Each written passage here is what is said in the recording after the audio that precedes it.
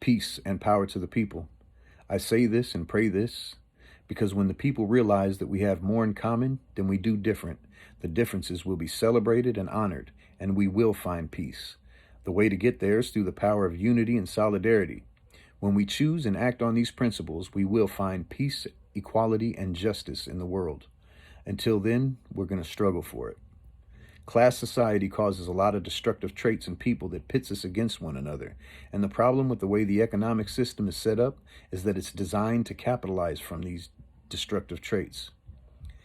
And money does have a form of power, or at least the capacity or ability to direct or influence the behavior of others or course of events by way of threat of violent authority.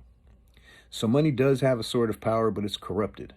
This power is based on the exploitation and oppression of the majority of people by a tiny minority that by force keeps people in competition with one another for the necessities of life instead of encouraging cooperation.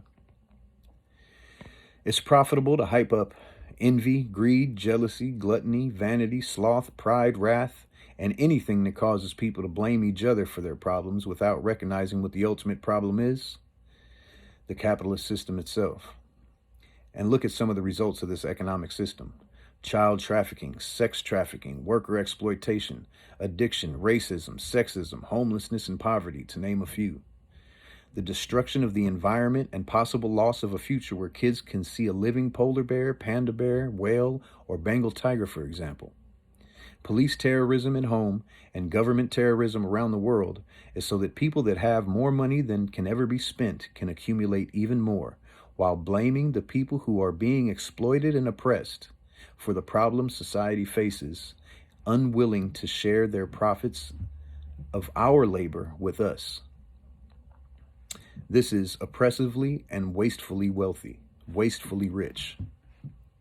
Also, the smallest class of people on the planet, the ruling capitalist class, who are the actual minority, can do whatever they want without consequence.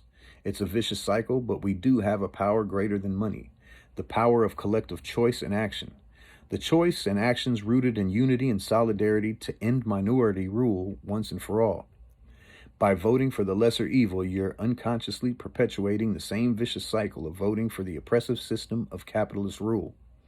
The system of profit is a vicious cycle that goes against the very nature of humanity, and we are participating in our own demise by not breaking the cycle. First, we have to become aware of how capitalism rules us and how we can overcome it. The same goes for an addict who doesn't know there's a way out of addiction and believes that this way of life is the only way of life. The end results for an addict who doesn't find recovery is jails, institutions, dereliction, and death. And the end result for humanity under capitalism is jails, wage slavery, and death. Addicts, drug addicts, have been able to organize a community that is proven to recover. So we already have the blueprints of what works. We are addicted, and we don't even know it. Humanity is collectively addicted to the profit motive, to capitalism, which is the system that benefits a tiny minority at the expense of everyone else. People are even addicted to the spiritual pollution caused by the self-fulfilling prophecy of being unsatisfied with life no matter how rich you get, because there's never enough money. There's never too much money. The cost of capitalism outweighs its benefits, so by the nature of its own laws, it's obsolete. I'll say that again. The cost of capitalism outweighs its benefits, so by the very nature of its own laws, is obsolete. We truly need to organize completely independently from capitalism and open-mindedly discuss in organized meetings to figure out how we can save humanity from the inevitable death from capitalism, and collectively work towards what's in the best interest of everyone. I won't sit passively or silently by while we float right on down Schitt's Creek with a deteriorating paddle. I'll say it again.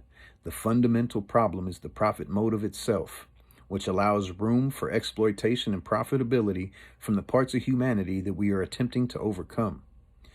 And as long as we operate within the profit motive, there will be room for exploitation and oppression. And there will be a class of people willing to pay enforcers like the police and military to uphold their supremacy. We need a revolution, organized by the exploited, organized by the oppressed, with the interests of what's good for life, both flora and fauna, and the future in mind. This is the bridge that we need to build. So I say and pray, peace and power to the people.